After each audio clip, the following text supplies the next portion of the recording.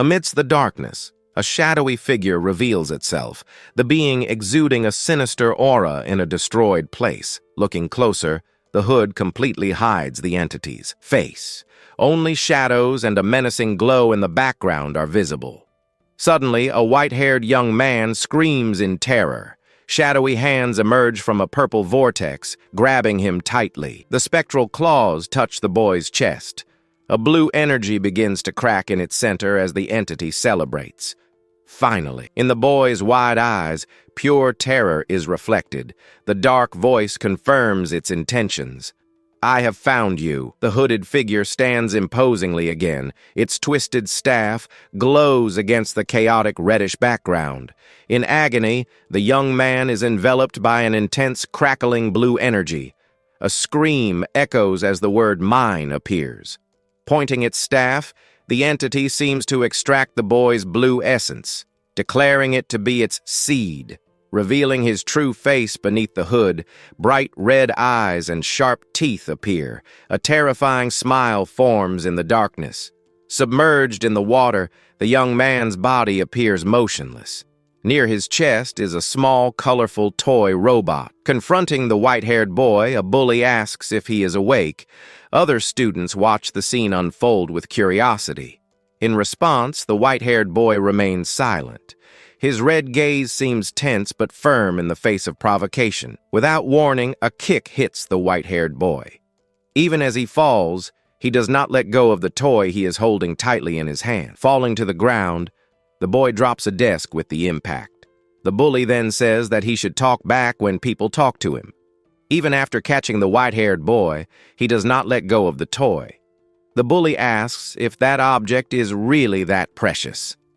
We observe the boy's red and determined gaze closely. He lets out a sigh but shows no intention of giving up. Losing his patience, the bully grabs the boy's collar.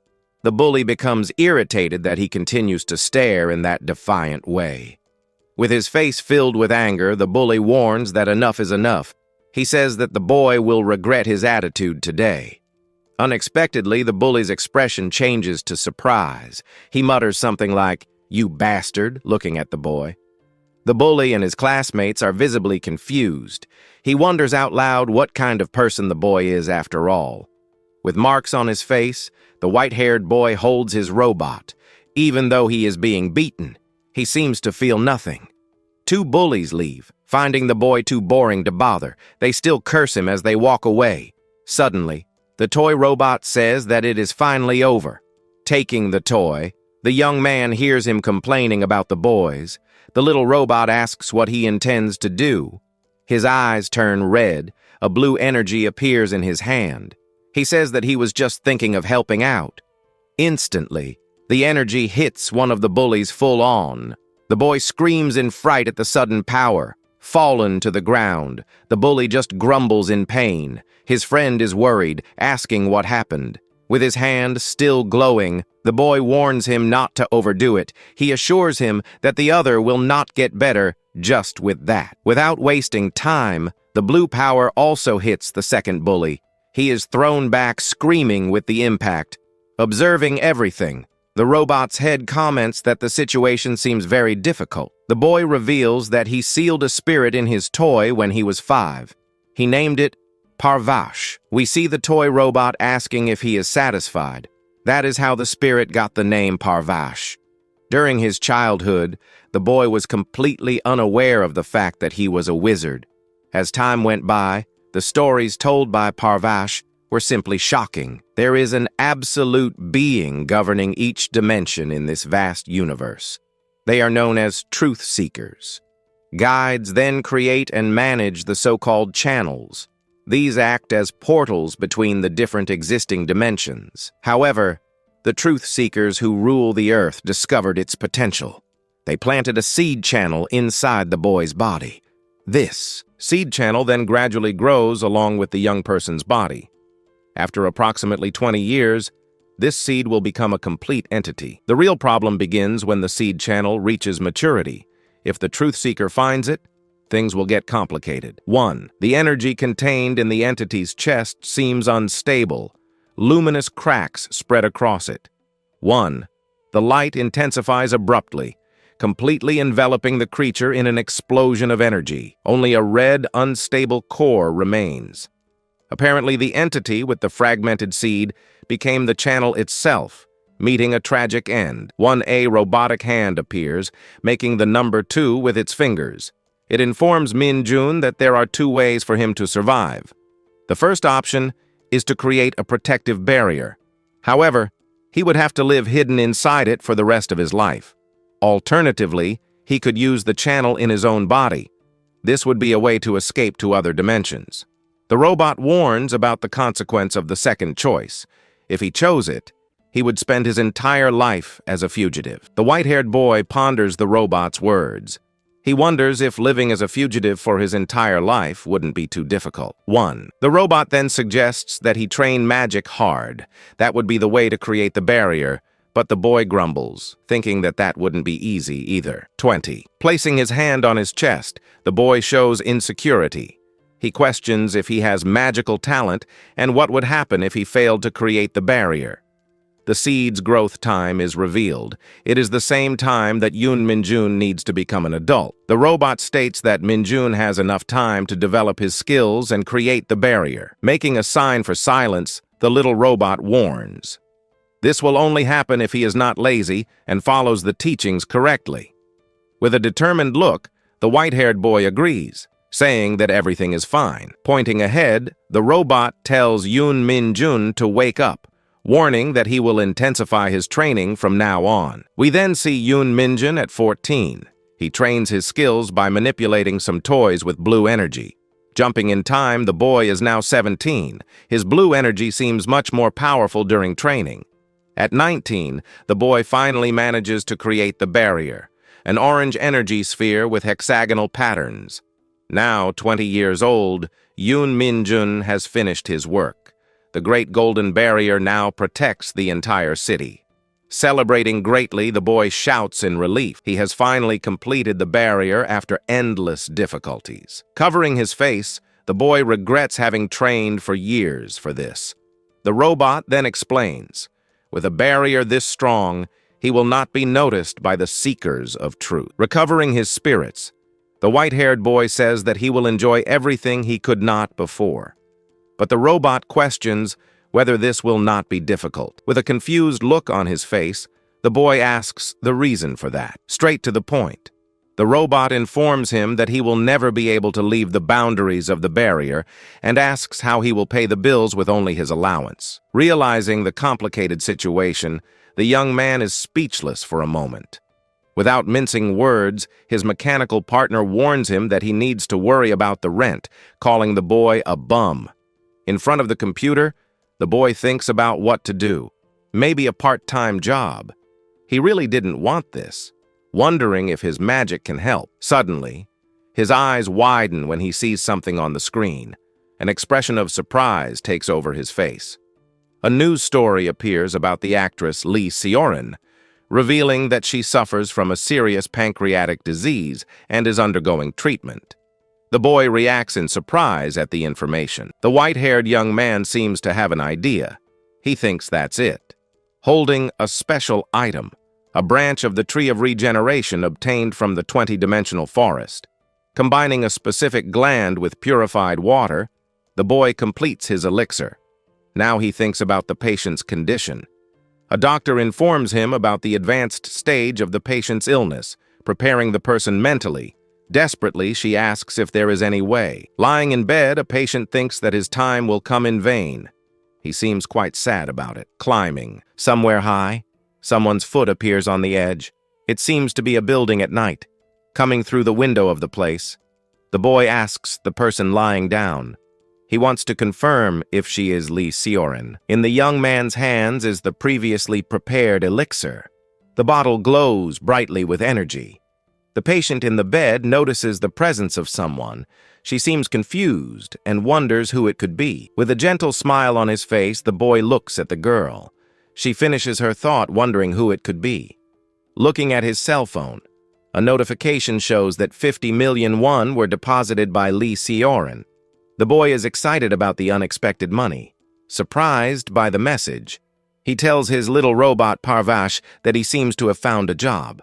Imagining the future, he sees himself as a stylish wizard swimming in money. Determined, the white-haired boy celebrates, saying that now he will earn money. Beside him, his robot partner strikes a pose. Elsewhere, we are introduced to the garden of the herb of life of the seventh dimension. A strange plant with one eye observes the place. Suddenly, a cute pink creature appears and begins to devour the plant. Chewing on the plant, the pink creature seems a little confused by the situation. Our protagonist quickly appears. He shouts that he has found the herb of life while grabbing the pink creature, being pulled by a blue portal. The boy comments that it was a good catch while holding the creature.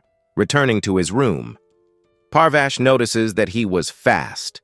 The boy simply replies that he needs to earn money. The character wonders if he received any orders today. His cell phone is full of messages. Many famous people sent him messages this morning, totaling 30 people. With a proud smile, Lee Seorin attributes the success to himself. He mentions how his medicine has even cured a severe advanced pancreatic disease. This makes him quite excited. Relaxing with a drink, Seorin reflects on the recent past. Just 2 months ago, they were worried about the rent. Suddenly, the cell phone displays an incoming call. The name on the screen is Lee Seorin. The character seems surprised by the call. Answering the call with a smile, Minjun introduces himself as Minjun. The customer on the other end informs him that there is only one elixir left for today. He asks if Minjun can send more tomorrow. On the cell phone screen, the call continues. The customer reminds Minjun of his previous recommendation. He should continue taking 1 bottle a day. With a slight smile, Minjun explains the current situation.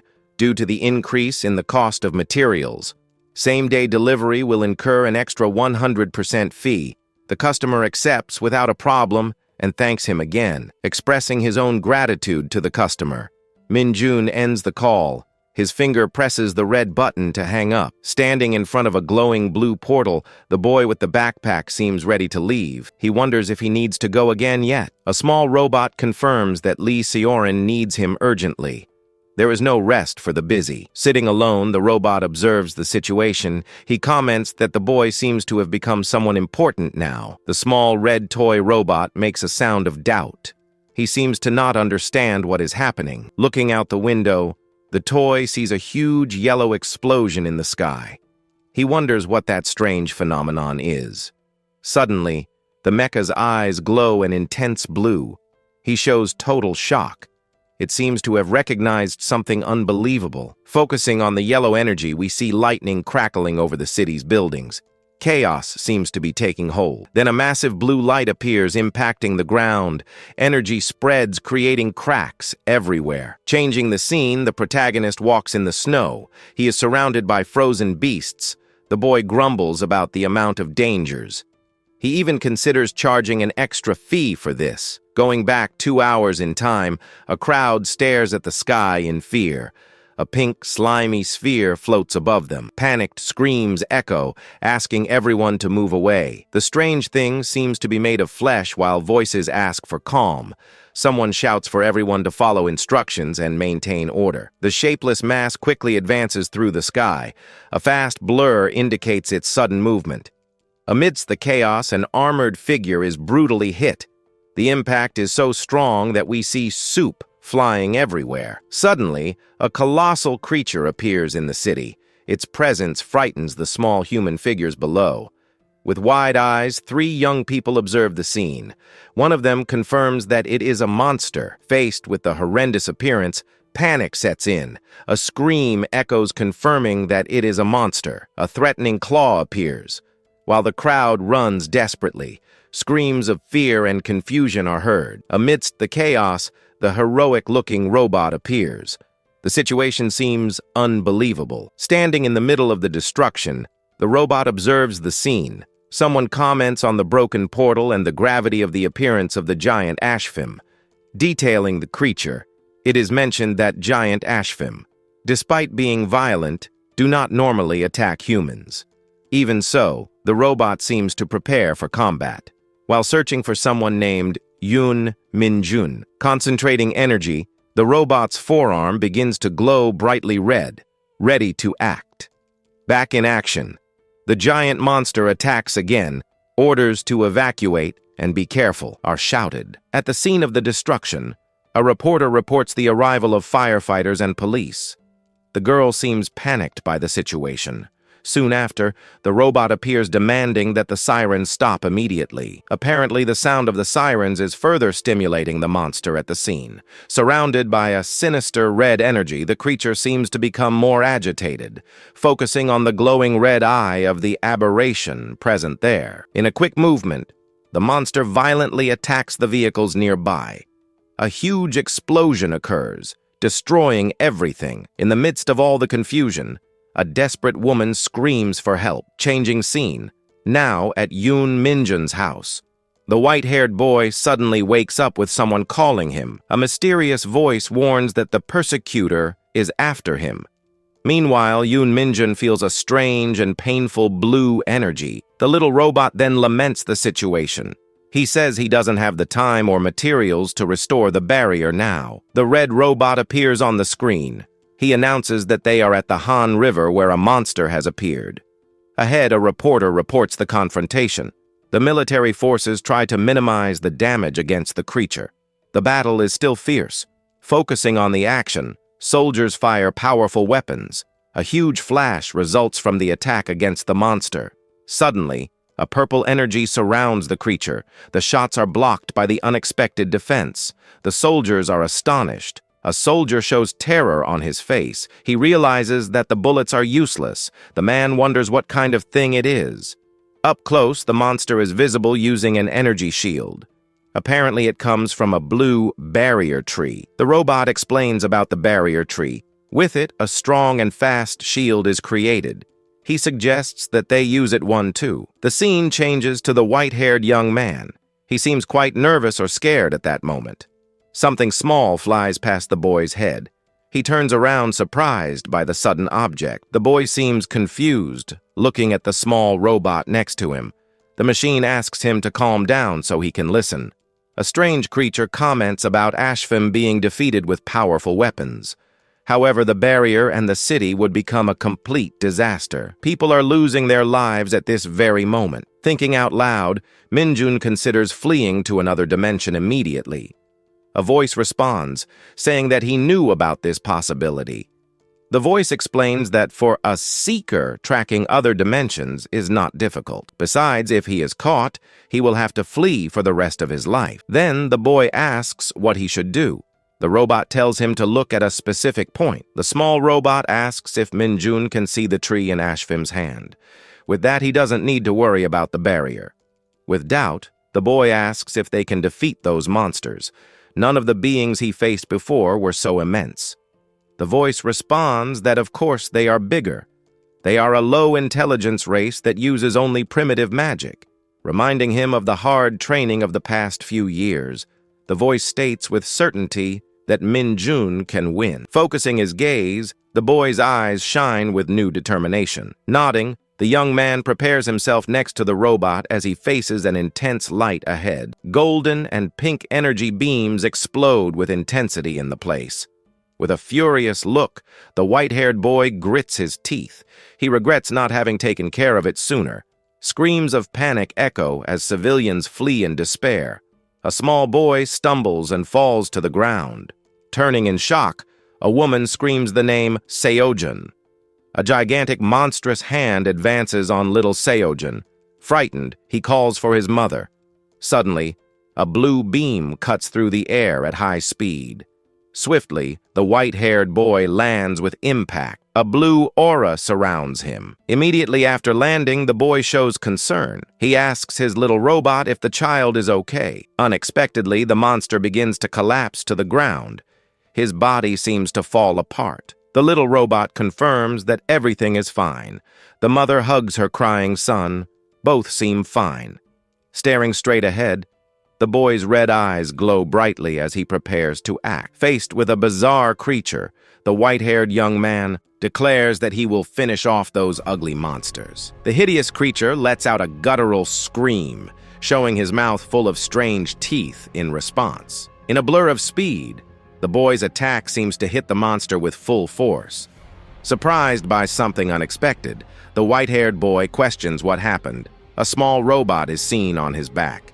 A powerful impact raises dust and debris, confirming that a blow has been successfully connected. The creature's hand seems to fall apart or feel pain, letting out a sound of agony from the attack. Confused by the situation, the monster does not understand what is happening around him.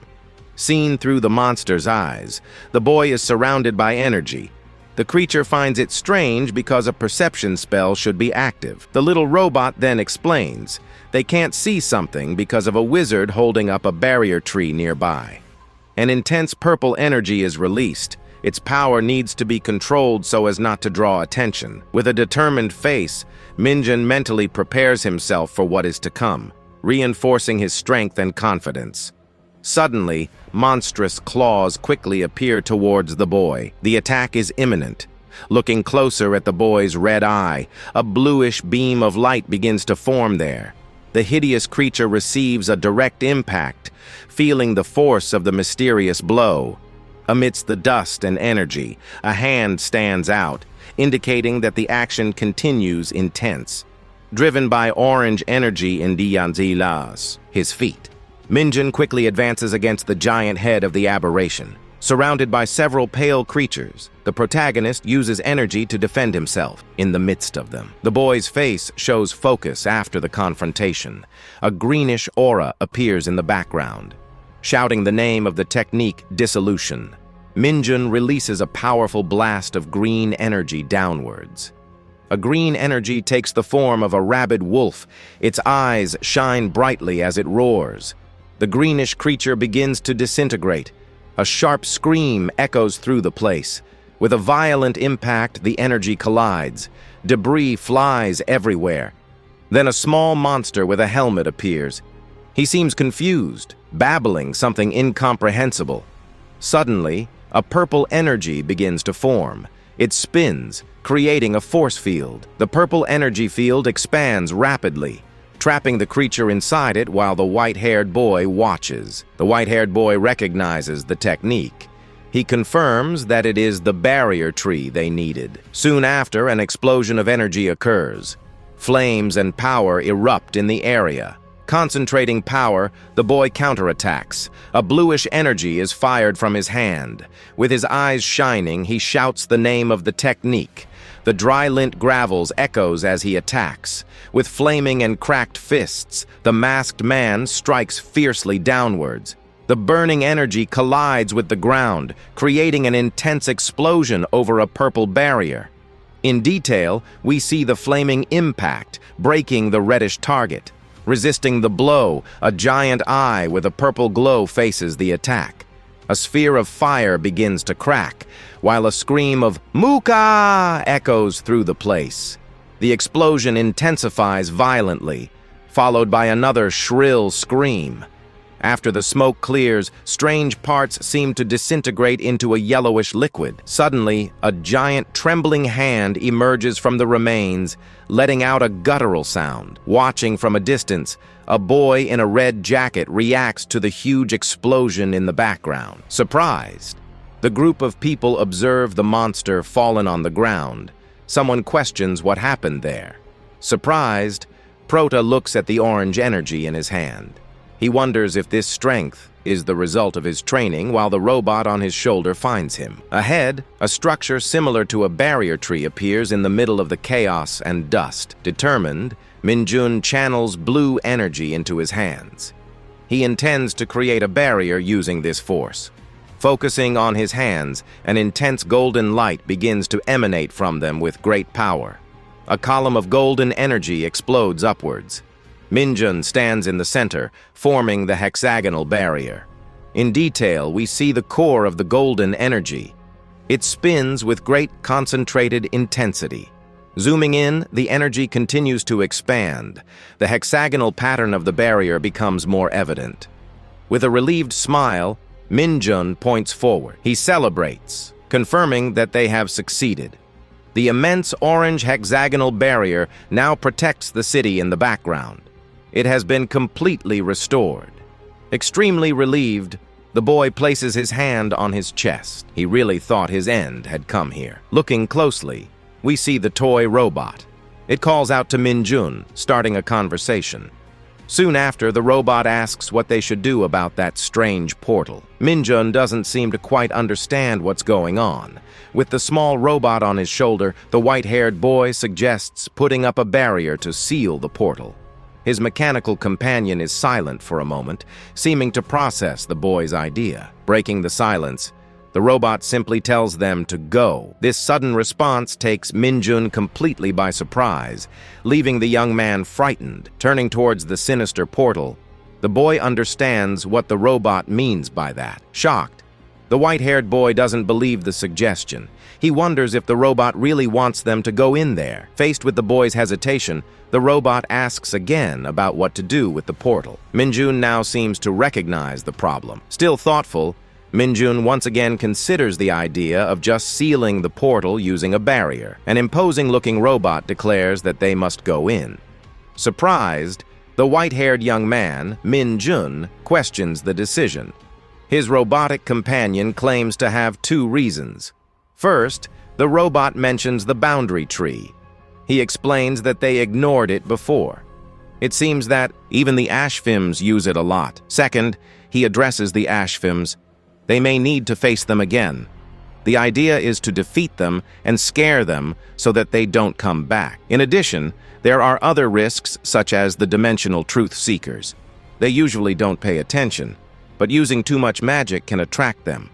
Despite the dangers, the robot believes that it is worth the risk, Minjun. He asks the young man to look at the chaos around him. Contemplating the situation, Minjun hears that the final choice is his.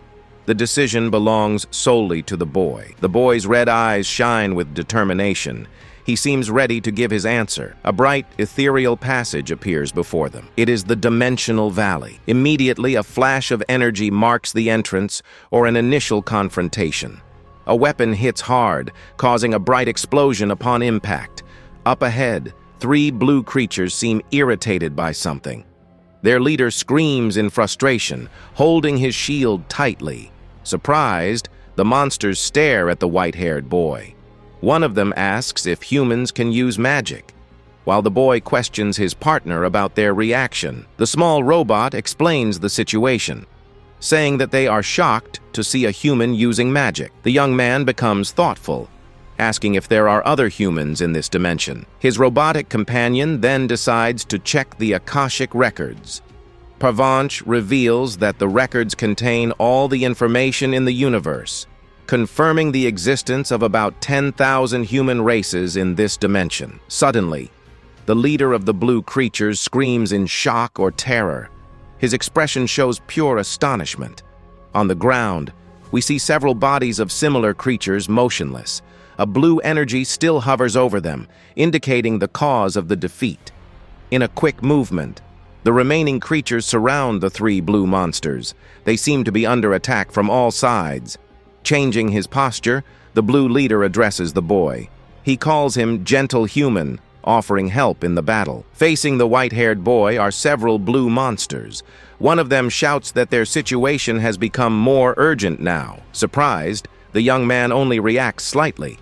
Out of nowhere, skeletal creatures advance in a pack. A shrill scream echoes from them as they run.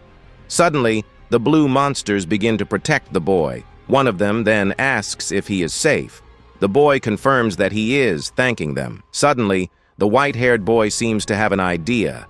His red eyes glow as he thinks he has found the solution. He thinks about using an area spell with divine power.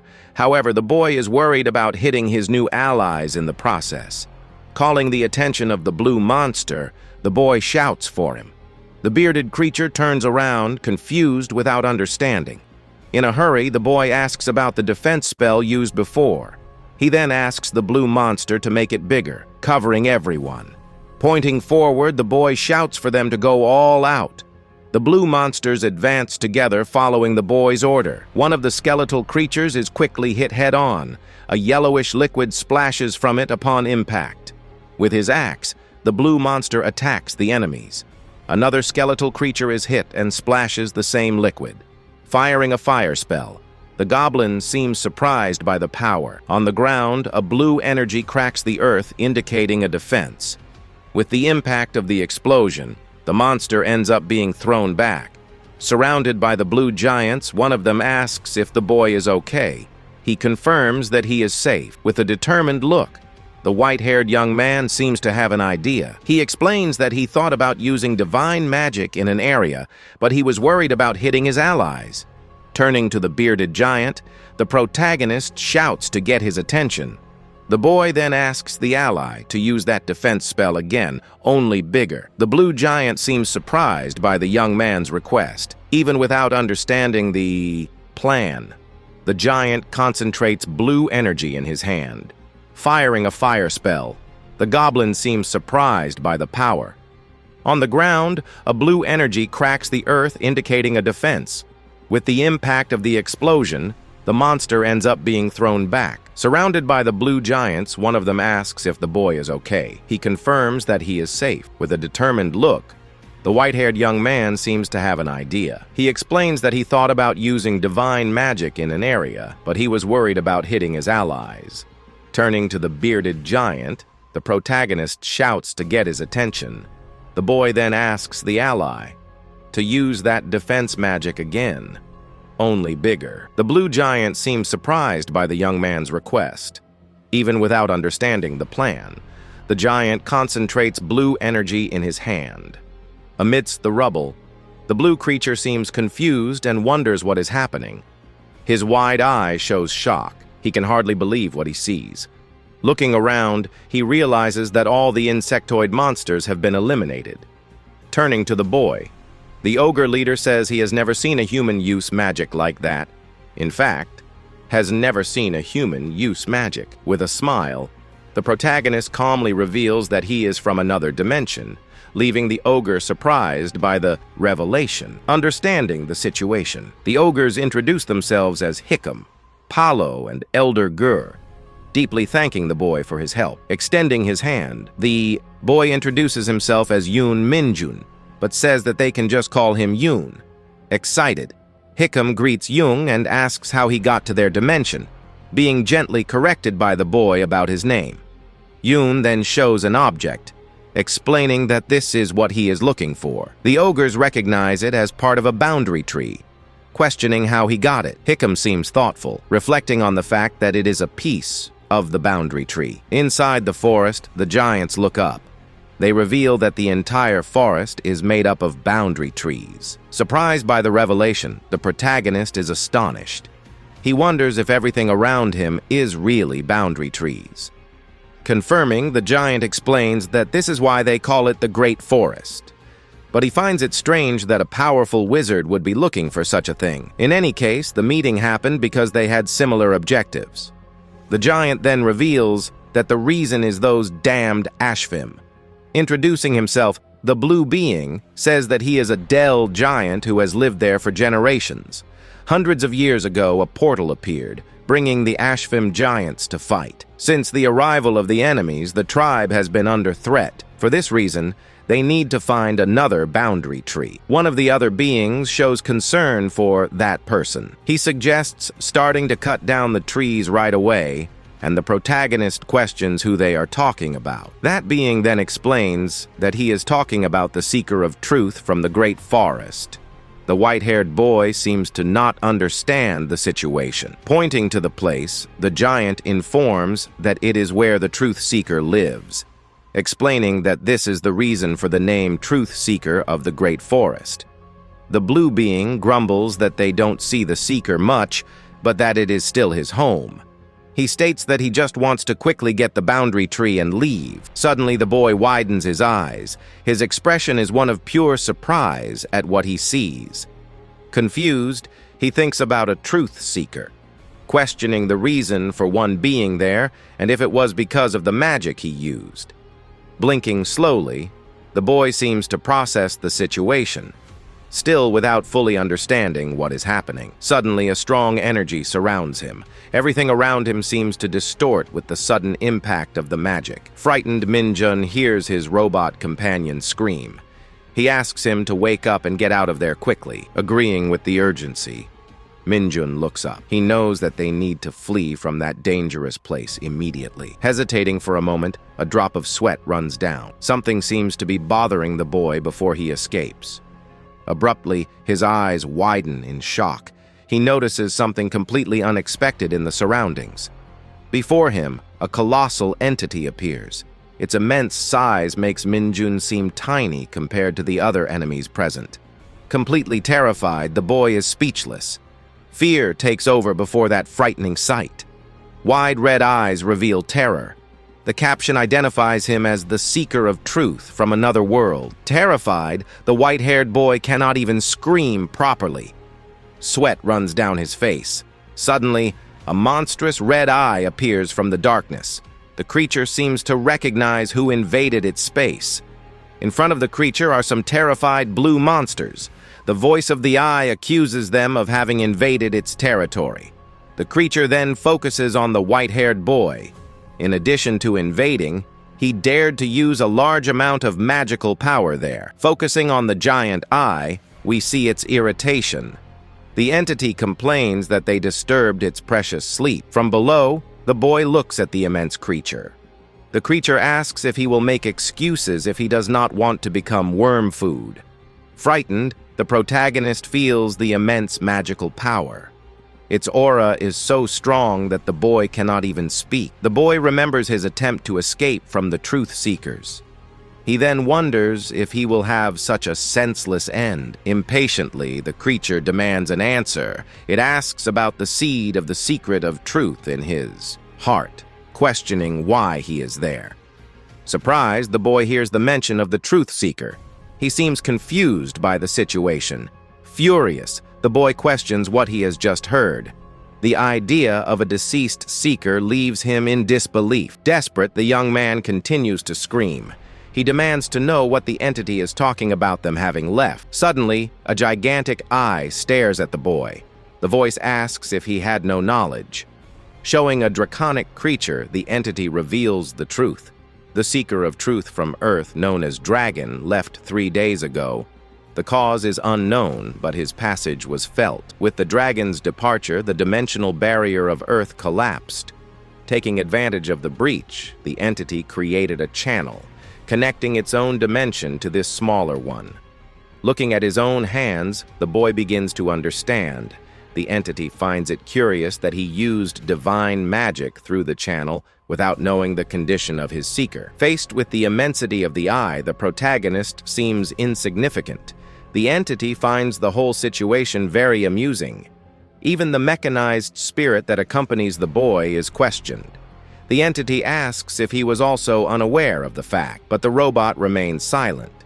Satisfied with the entertainment, the entity decides to end the conversation. She orders them to disappear now.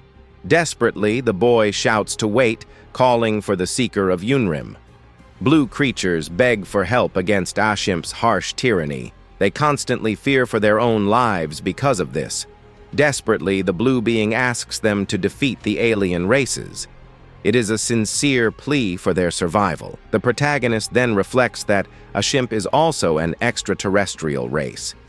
He wonders why they create conflicts between dimensions. Unexpectedly, a dark voice interrupts, calling everyone foolish mortals. The white-haired boy is surprised by the appearance. A giant red eye surrounded by darkness appears, declaring that they are just pests. The entity does not care about insignificant insects causing problems. Addressing the blue being, the voice reprimands him. It states that they are just arguing for nothing without thinking. The blue warrior just lowers his head. He seems discouraged, with no way to respond to the powerful entity. Through magic, the protagonist feels the anger coming from the mysterious being. This makes him quite tense. A tentacle touches the boy's face as the entity thanks him for the interesting sight, saying that it's enough for now. As a personal gift, the entity throws everyone away with great force. They scream as they are violently thrown back. Unconscious on the ground is the white-haired young man. Slowly waking up, the boy mumbles softly. His red eyes open with difficulty. With his hand on his head, Young complains of throbbing pain. A voice asks if he has finally regained consciousness. Concerned, the The blue giant asks if Young is hurt. The chief explains that they seem to have been sent back by the Seeker. The boy recognizes his leader. Young responds that he is fine. Apart from a slight headache, he feels normal. His mind tries to process the Seeker who died on Earth. So much information leaves him confused. Suddenly, the chief's voice catches Young's attention. He asks the boy to look at something specific. Piled on the ground are several logs of wood. The chief identifies them as barrier wood. He wonders when they were collected. The tribal leader denies that they were the ones who gathered the wood. He suspects that it was a gift left by the Seeker. Young seems to just listen in silence. With a still confused expression, Young answers the call. A small robot now rests on his right shoulder. Nearby, 3 small bags rest on the ground. The chief then asks what those packages could be. Carefully, Minjun opens the bag he received, revealing a blue glow coming from inside. His robotic partner explains that they are barrier wood seeds, very valuable items. He advises Minjun to keep them as they will be useful. Relieved for a moment, Minjun holds the seed, but soon a doubt arises in his mind. The chief of the tribe shows concern, despite the seeds temporarily protecting the village. He laments that they will have to fight the Ashimp again for the wood, expressing surprise at Minjun's initial indifference. Reflecting on the chief's words, Minjun ponders the complex situation. Disturbing memories come to the surface. There are Ashimp entities more dangerous than he imagined. Even sealing the canal with a barrier, many could still pass through. Furthermore, he recalls the destruction that these beings caused to people.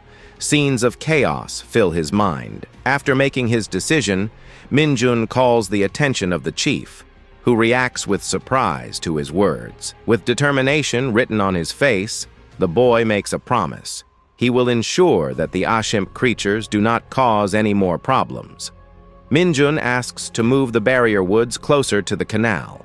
Faced with the sudden change in attitude and the unexpected request, the tribe members are completely shocked. One of the blue ogres asks the chief what their human friend could be thinking.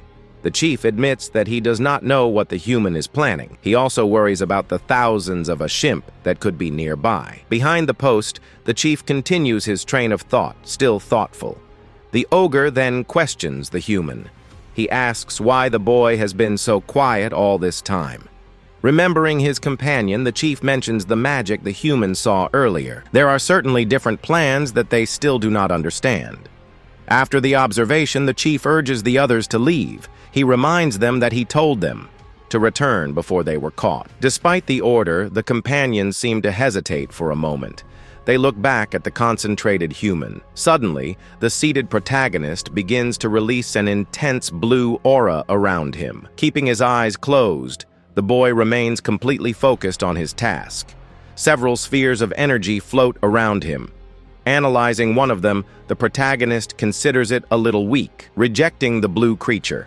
Its contractual terms are too strange, so the protagonist simply passes on. The young man ponders the idea of hiring a half-body to use as a summon.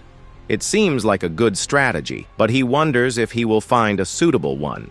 His robot companion warns him of the dangers. Some half-bodies may offer contracts with bizarre conditions, or even try to kill the contractor with aggressive behavior. Suddenly, the boy spots one that looks promising. The mechanical partner identifies the figure, wondering if it could be a black giraffe. However, the robot soon tells him to stop, explaining that despite being a powerful half-body, its temperament is very cruel. In addition, the terms of the contract are too demanding. The conditions for the pact involve a very rare plant. Black giraffes have a hobby of cultivating plants of various dimensions.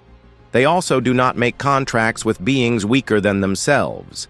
In view of this, the protagonist shows a glowing seed in his hand, leaving his robotic companion confused. The boy then asks if the barrier wood seeds would not be valuable enough, questioning if they would not serve as a contractual condition. The robot confirms that they should be enough, but warns that she is one of the most dangerous half-bodies. A dark image illustrates the danger, showing the creature in action and reinforcing the warning about its threat level. The robotic avatar warns that it has already attacked its contractor because it felt ill. But the protagonist responds that everything is fine. Considering the frightening beings he has encountered recently, he claims that he can withstand this level of danger. Then the boy asks if he can use the avatar state to cross the Black Giraffe channel. The robot confirms that he can go directly. Deciding, the protagonist prepares to go immediately. A red aura, a bright light surrounds him. At that moment, very sharp golden claws appear. Elsewhere, an elf girl with glasses holds these claws. She hums with some red spots on her body. Suddenly, a noise makes the girl look to the side. Her expression is one of surprise. Turning around, she finds someone approaching and calls him Black Giraffe, showing off his appearance. The protagonist promptly offers her a contract. As payment, he shows her bright blue seeds of barrier wood. At the proposal, the elf's eyes shine brightly. Holding her glasses, she comments that someone interesting has appeared. He seems to find the newcomer funny. Suddenly, the scene changes to a sinister girl with red eyes. Her fangs are exposed and she holds the same glasses as before. The view expands to show a vast, rocky desert. In the distance, a strange sphere of pink energy floats in the sky. On the ground, a shell-like formation begins to emit a sound. Something seems to be moving there. The object on the ground quickly begins to shake intensely. The sound continues as the vibration grows stronger. Suddenly, several strange creatures emerge from the sand. There are many pale creatures with red eyes appearing together. Surprised, the white-haired protagonist observes the horde. He comments on how many of them have suddenly appeared. Observing the army of creatures, he notices how numerous they are. Then the boy decides it's time to start the party. The power manifests itself as a dark vortex surrounded by lightning. The protagonist then announces the name of his technique, Black Phosphorus. With full force, the boy releases the power accumulated in his hands. The dark energy is fired towards the enemies. With his hands together, Yoon Minjun concentrates a large amount of blue energy. Stones float around him, indicating his immense power. Before him appears a dark figure with a confident smile. Blue particles float, indicating his connection to the energy. On his shoulder, a small robot mutters the boy's name. It seems that he doesn't like the situation at all. Surprised, the creature questions if Yoon Minjun really summoned a black phosphorus. It seems not to believe what it sees. Looking at the horde of monsters, she asks if she was only called for something like this. The summoned one seems to disdain the task. The boy calmly answers that she was called because she is his safest card. He completely trusts in her power. Chuckling, Black Phosphorus agrees with him. His sharp claws begin to extend. The entity assures that he will keep his part of the contract. His muscles begin to swell, showing his strength. The power continues to grow in his body. The creature comments that it has been a long time since he saw that. Transforming into Black Phosphorus, he reaches a colossal size. He now faces the imminent threat, roaring loudly. With a determined look, the white-haired boy clenches his fist. Taking a heavy step, a muscular creature reveals its dark intention to end them. Advancing with fury, the monster shouts its threat for all to hear as it charges forward. In front of it, an uncountable crowd of white creatures awaits the imminent impact. Propelling itself into the sky, the shadowy figure leaps over the enemy army below it. Descending with full force, the fighter lands violently in the middle of the white horde, scattering debris. A massive shockwave explodes from the point of impact, raising dust and shrapnel everywhere. In the center of the confusion, the dark creature is surrounded by the stunned white adversaries. With a ferocious expression, the dark being seems to gather power. A threatening aura begins to emanate from him. Frightened, the white creatures react with astonishment at the enemy's display of strength. With full force, a fist charged with energy hits the target squarely. Surrounded, the white creatures advance on the girl. A scream escapes her. Screaming loudly, her hands turn into sharp and dangerous claws. With her new claws, the fighter violently attacks one of the enemies. Yellow liquid splashes everywhere. Even while attacking, the insectoids manage to grab the young woman. Furious, she promises to finish everyone there. Amidst the screams, the girl resists with all her strength. The battle continues intensely. Advancing again, the fighter hits a vital point of the creature. The enemy's internal part becomes visible.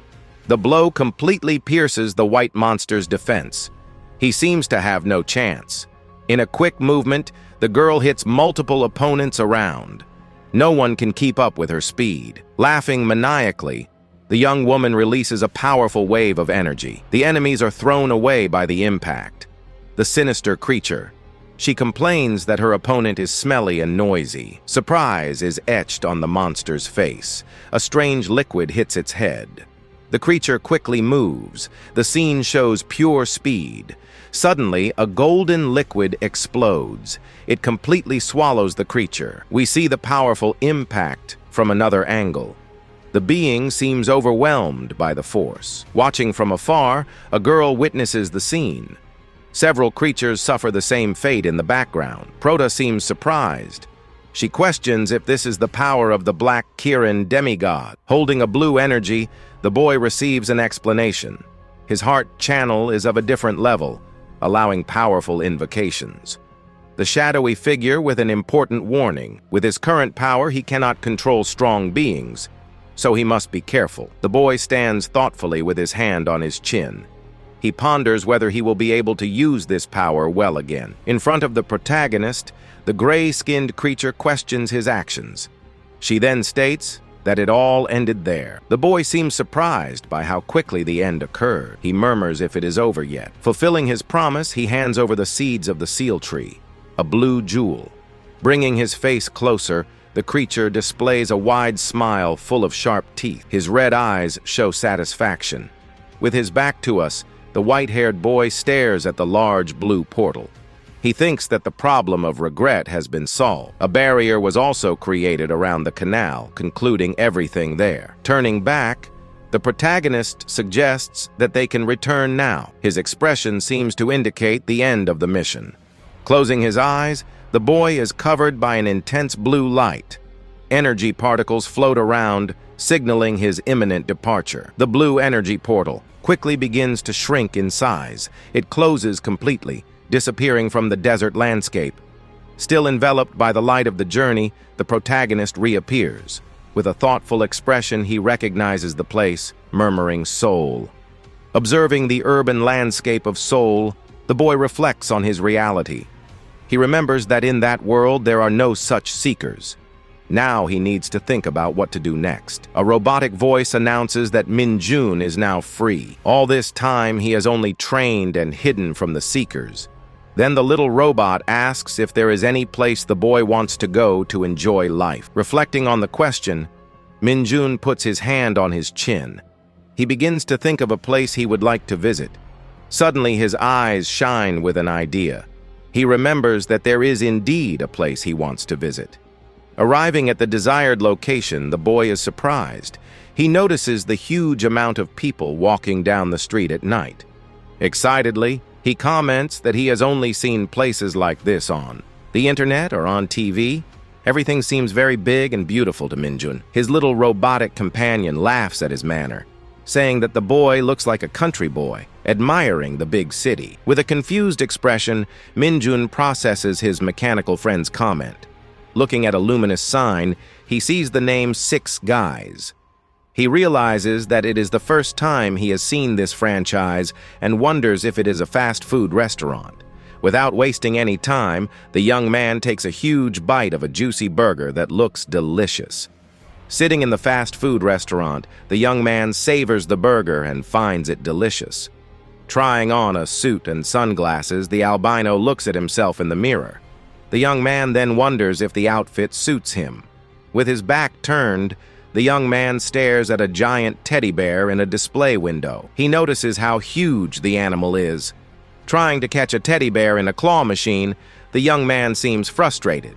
Apparently, the claw didn't catch the right prize. Next, we see a close-up of the young man's mouth as he drinks something through a straw. Walking around the city with his drink, the albino observes everything around him. Even though it is the same Seoul, he finds everything different and huge. Completely different from the view he had from his room. While drinking, the young man thinks about traveling the world since no one is looking for him. Suddenly, An urgent news item from KDS interrupts his thoughts. The news on the giant screen informs that it is urgent news from the foreign media. Surprised, the albino pays attention to what is being said.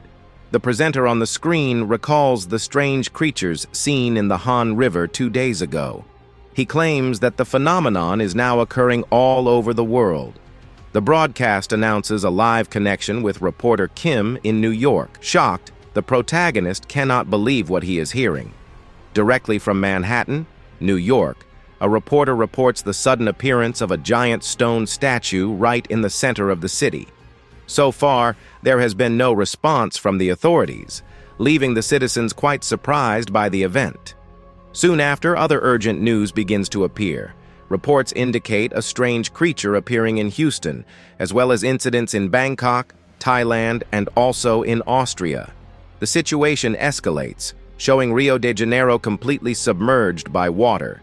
Simultaneously, an army of bizarre creatures invades the city of Berlin with full force. Amidst the chaos, red creatures with sharp claws cause panic among civilians. The city burns in flames as people desperately try to escape the monsters. In Egypt, a colossal monster turns the city of Cairo into a sea of flames. Che watches in horror, realizing that these catastrophic events are occurring globally. Shocked by the world news, the white-haired boy runs quickly towards a building. There, a giant screen displays a global map highlighting the crisis zones. In another location, civilians panic when they see a strange entity in the sky. The reddish being fires energy blasts, causing everyone to scream that it is a monster.